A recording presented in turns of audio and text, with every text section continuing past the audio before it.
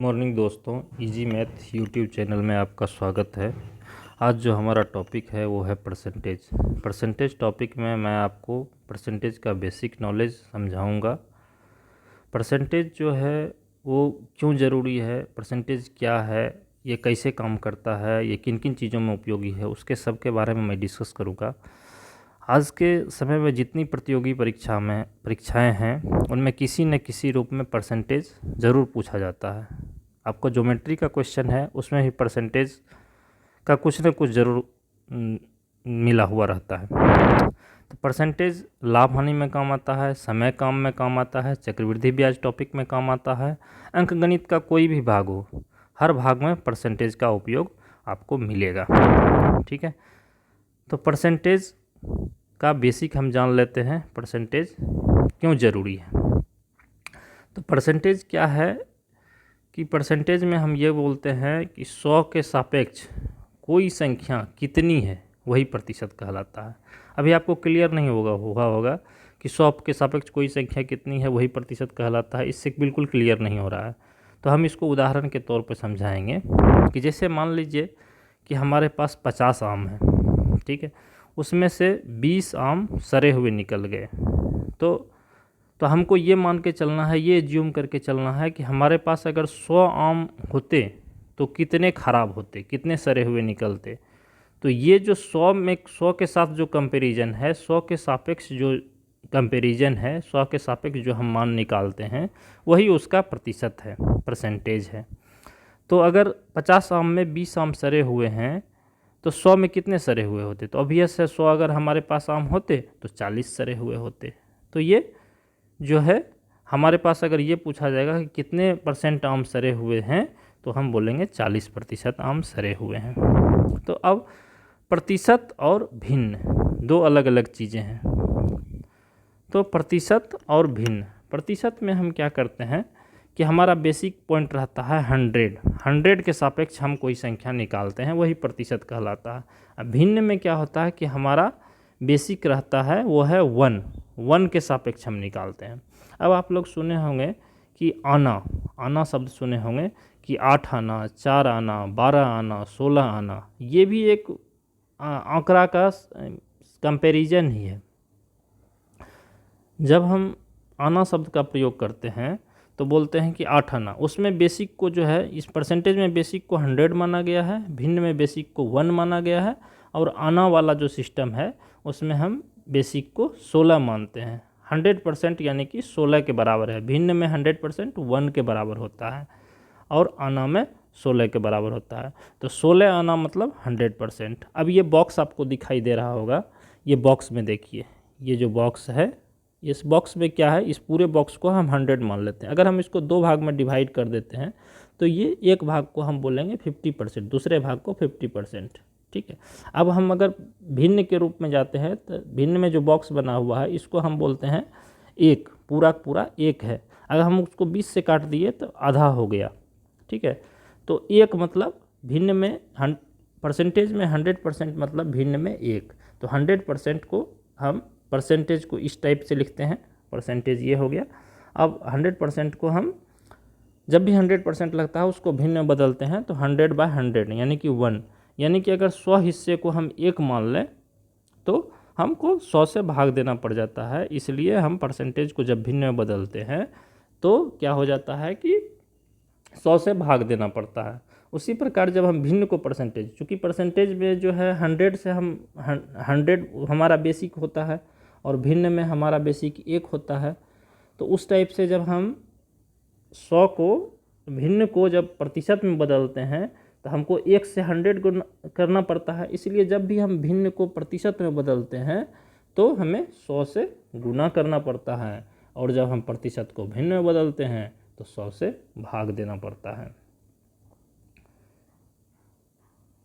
तो ये हो गया प्रतिशत और भिन्न। जब हम आना को बदलेंगे, जैसे मान लीजिए 4 आना है, 4 आना कितना होता है, 16 आना का चौथा भाग, तो 25%। अब 100% है, 100% मतलब क्या, पूरा 100/100 बराबर 1, भिन्न हो गया 1। अब 50% है, 50% मतलब क्या, दो भाग में बांट दिए, 100 को आधा कर दिए, तो 50/, परसेंटेज का फॉर्म जब भी आप बेसिक से ही पढ़े होंगे, बचपन में ही पढ़े होंगे, जब भी परसेंटेज होता है मतलब बटे 100। 100 क्यों होता है? क्योंकि हम भिन्न प्रतिशत को भिन्न में बदल रहे हैं। तो प्रतिशत में बेसिक पॉइंट है 100, भिन्न में है बेसिक 1।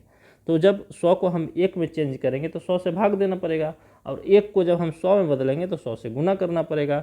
यही कारण है कि जब हम प्रतिशत को भिन्न में बदलते हैं तो 100 से भाग दे देते हैं, वही भिन्न को जब हम प्रतिशत में बदलते हैं तो 100 से गुना करते हैं।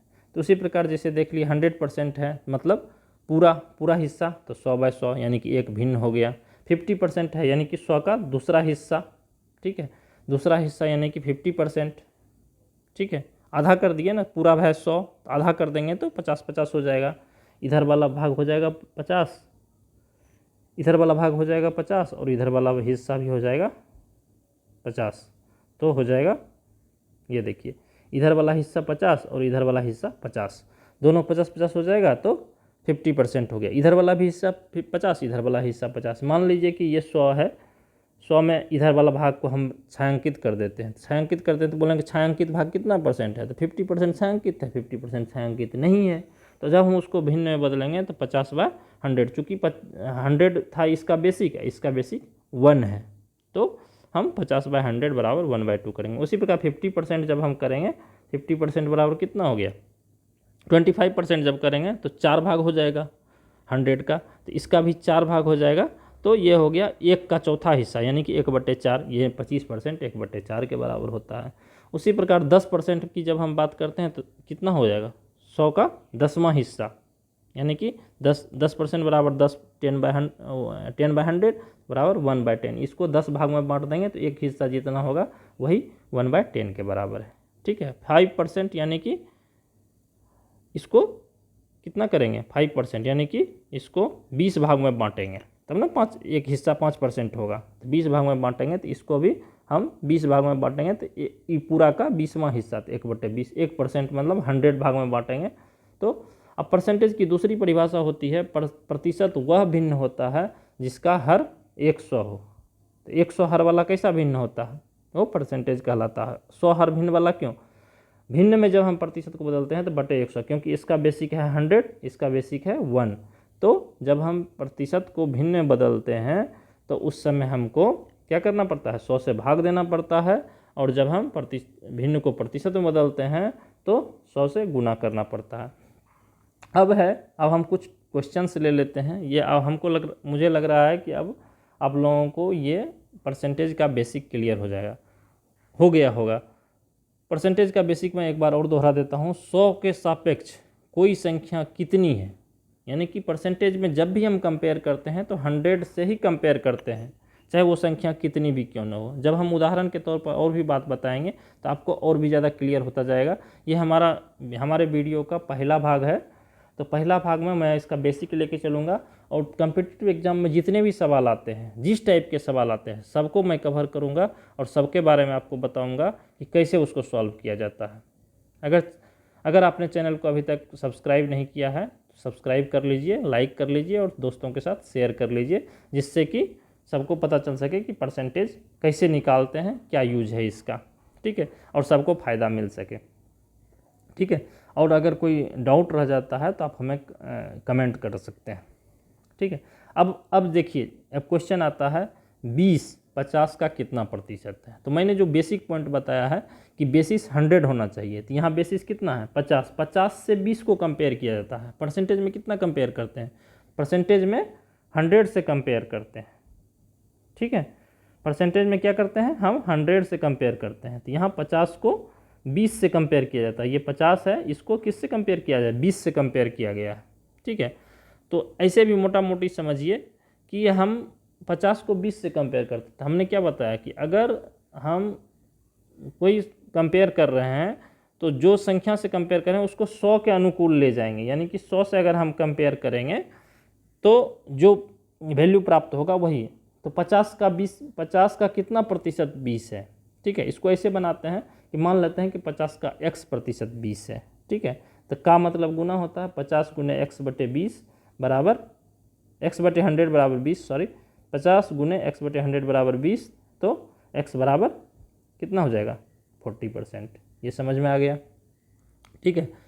अब देखिए, इसको हम ये समझिए 50 का कितना प्रतिशत बोल रहा है कि 20 है, तो प्रतिशत कैसे काउंट होता है, 100 से कंपेयर करते हैं। इसको दूसरे तरीके से बता सकते हैं कि 50 जो है, 50 का कितना प्रतिशत 20 है। कहने का मतलब 50 को जब हम 100 के ओर ले जाएंगे तो 50 को कितना से गुना करेंगे, 2 से गुना करना पड़ेगा। तो 50 को 50 100 हो जाएगा, तो 20 कितना हो जाएगा, 40 हो जाएगा। तो इस तरह से भी हम निकाल सकते हैं। अब दूसरे क्वेश्चन पे आते हैं, 500 का 8% कितना होगा। ठीक है, 8% का क्या मतलब है, मैंने अभी तुरंत बताया है कि 100 से कंपेयर, प्रतिशत का मतलब है 8% का मतलब है 100 जो है उसको 100 भाग में बांटिए। पूरे बॉक्स को, ऊपर मैंने बॉक्स खींच के बताया है आपको कि जो है ये बॉक्स है, इसको 100 हिस्से में बांटिए और 8 हिस्सा जो है वो 8% के बराबर है। ठीक है ना। तो बोल रहा है कि 500 का 8% कितना होता था। हमको ये मान के चलना है कि 500 जो है, अगर हमारे पास 100 को निकालना होता तो 100 में 8 हो जाता। 8% का क्या मतलब है, 100 में 8, तो 1 में हो जाएगा 8/100, तो 500 में कितना हो जाएगा 8/100 गुने 500। ऐसे भी सोचिए मोटा मोटी कि 8% है, 8% मतलब 100 में 8, तो 200 में कितना हो जाएगा 16, 300 में हो जाएगा 8 × 24, 400 में 8 × 32, 500 में 8 × 5 = 40। ऐसे सीधा सीधा भी हम हिसाब निकाल सकते हैं। ये 1 मिनट में बनने वाला सवाल है। तो 500 का 8% कितना है, तो ऐसे भी निकाल दीजिए, 500 गुने 8/100, तो शून्य कट जाएगा, तो 8 × 5 = 40 हो जाएगा। ठीक है। अब देखिए नेक्स्ट क्वेश्चन पे आते हैं। नेक्स्ट क्वेश्चन है, राम अपने आय का 30% बचत करता है। राम जो है जितना उसकी आमदनी है उसका 30% बचत करता है।